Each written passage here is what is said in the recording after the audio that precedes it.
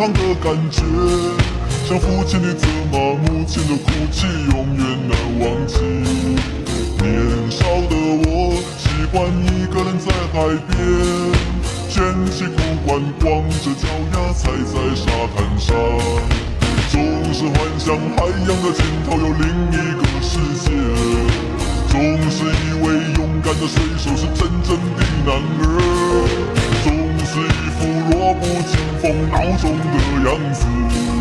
在受人欺负的时候，总是听见水手说，他说风雨中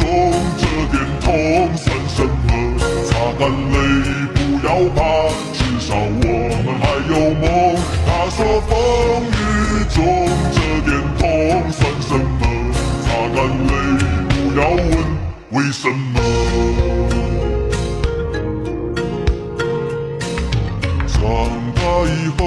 为了理想而努力，渐渐地忽略了父亲、母亲和故乡的消息。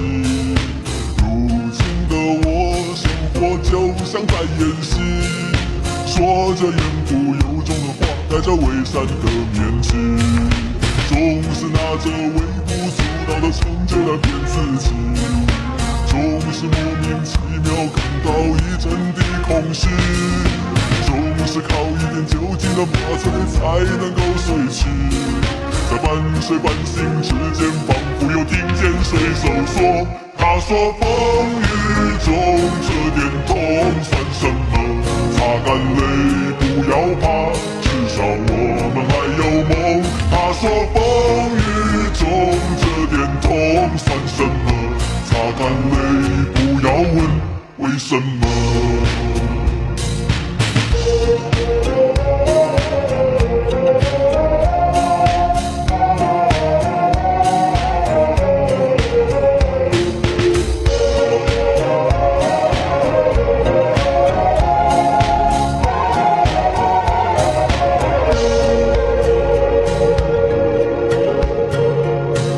说风雨中这点痛算什么，擦干泪不要怕，至少我们还有梦。他说风雨中这点痛算什么，擦干泪不要问为什么。